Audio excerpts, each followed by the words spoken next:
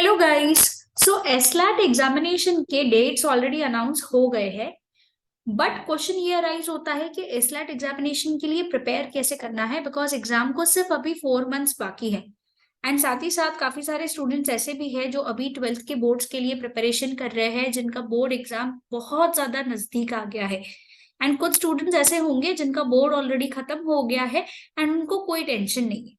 सो इस वीडियो में हम लोग पूरा सिलेबस समझने वाले हैं और इम्पोर्टेंट टॉपिक्स कौन से हैं एसलैट एग्जामिनेशन को पॉइंट ऑफ व्यू से हम लोग इस वीडियो में डिस्कस करने वाले हैं।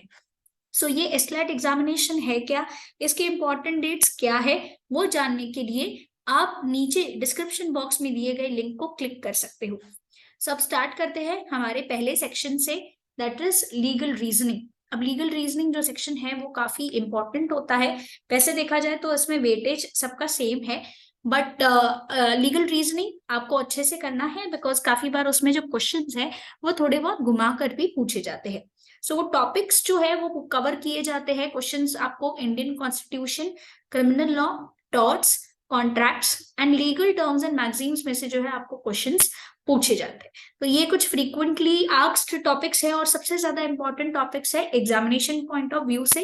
और सबसे बेस्ट बेनिफिट ये है कि आप ये एग्जामिनेशन का पढ़ाई करोगे, उसके साथ साथ ही आप दूसरे लॉ एंट्रेंस एग्जाम्स का जो है प्रिपरेशन कर सकते हो, बिकॉज इसका जो सिलेबस है it is almost same as the other law entrance exams.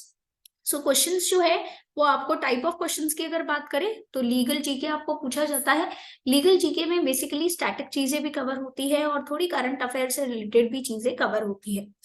Static चीजों का मतलब हो गया, लेट अस से कोई कॉन्ट्रैक्ट में व्हाट आपको पूछा जा सकता है, बताइए what is the difference between an agreement and an contract. तो ये क्या हो गया, स्टैटिक चीजें। बताओ कौन से सेक्शन में बताया गया है कि मर्डर एक क्रिमिनल ऑफेंस है। तो ये सब चीजें किस में आ जाएगी, हमारी स्टैटिक में आ जाएगी, हमारा कोर हो जाएगा वो सब्जेक्ट। एंड करंट अफेयर से रिलेटेड अगर हम बात करें तो उसमें लॉ के रिलेटेड कभी भी अगर कोई भी लैंडमार्क जजमेंट सुप्रीम कोर्ट ने या किसी हाई कोर्ट ने डिलीवर किया है तो वो इम्पोर्टेंट हो जाएगा। सुप्रीम कोर्ट के जजेस का अगर अपॉइंटमेंट हुआ है तो वो इम्पोर्टेंट होगा। चीफ जस्टिस ऑफ इंडिया का अपॉइंटमेंट हुआ है वो इम्पोर्टेंट हो जाएगा कि ex chief justice of India कौन थे, अब कौन अपॉइंट हुए हैं। ये सारे क्राइटेरियाज हमारे लिए इम्पोर्टेंट हो जाएंगे। फैक्ट और प्रिंसिपल बेस्ड क्वेश्चंस भी आते हैं, मतलब कि आपको जो है एक प्रिंसिपल दिया गया, लेट अस से आपको बोला गया कि किसी को लूटना मतलब रॉबरी करना इज अ क्रिमिनल ऑफेंस। ठीक है, नीचे आपको फैक्ट्स में एक स्टोरी बताई जाएगी जहां पे ए पर्सन जो है वो बहुत गरीब था, उसकी अपनी मम्मी का इलाज करना था, इसकी वजह से वो जाके चोरी करता है। तो आप बताइए क्या उसने ऑफेंस किया है कि नहीं किया है, क्या उसको सजा मिलनी चाहिए कि नहीं मिलनी चाहिए। अब काफी सारे बच्चे सोचेंगे नहीं, मम्मी को सपोर्ट करने के लिए किया है तो उसको सजा नहीं मिलनी चाहिए। बट प्रिंसिपल में क्लियरली क्या बोला गया है कि चोरी करना क्या है, क्रिमिनल ऑफेंस है, इसीलिए हमारा करेक्ट ऑप्शन भी क्या होगा कि यस उसको सजा मिलनी चाहिए। सो ये वाले टाइप ऑफ क्वेश्चंस में ना बेसिकली आपको एक प्रिंसिपल दिया जाएगा, वही प्रिंसिपल आपको फैक्ट पे अप्लाई करना है और एक करेक्ट आंसर पे जो है वो पहुंचना है। Next is assertion and reason, मतलब आपको एक असर्शन दिया जाएगा और फिर आपको दो ऑप्शंस दिए जाएंगे और उसमें से आपको चूज करना है कौन सा सही है कौन सा गलत है उन दोनों असर्शंस में से।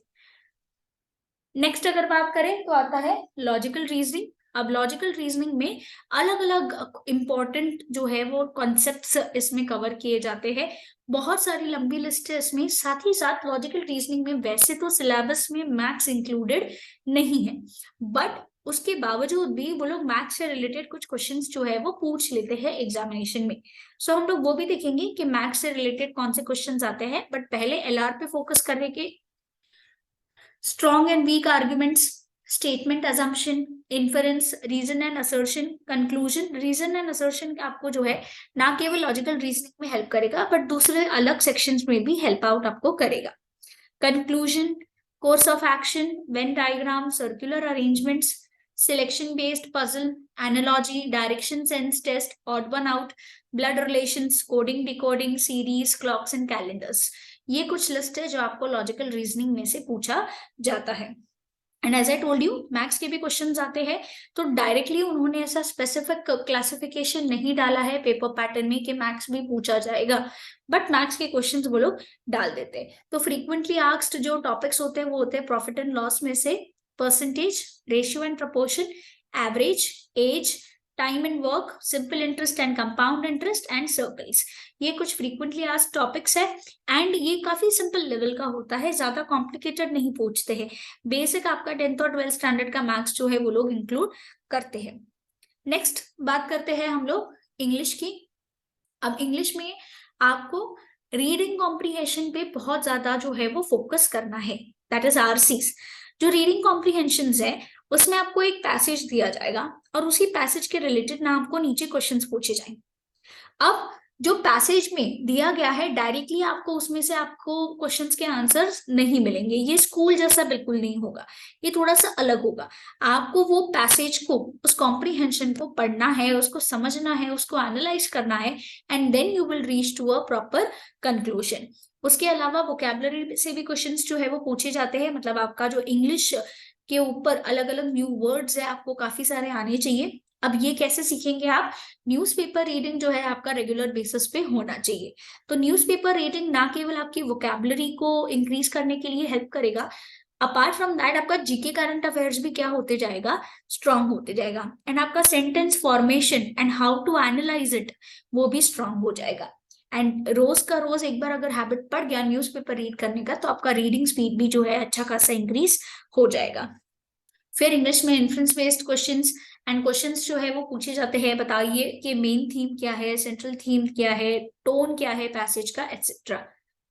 नेक्स्ट जीके पे आ जाते हैं। तो जीके में क्या क्या पढ़ाई करनी है, तो दो तरीके के क्वेश्चंस जो है, बेसिकली ये जीके का जो सेक्शन है उसमें दो तरीके के क्वेश्चन होते हैं। एक होता है हमारा स्टैटिक जीके जिसमें कवर होता है history, general science, geography, economics, ये सारे क्वेश्चंस जो है वो कवर होते हैं।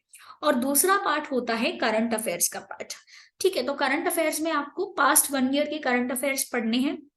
सो यू कैन अज्यूम कि ये एग्जामिनेशन जो है आपका मई में होने वाला है, तो आपको करंट अफेयर्स जो है आपका मिनिमम आपको अप्रैल 2022 से लेके अप्रैल 2023 तक का तो आपका कवर होना ही चाहिए।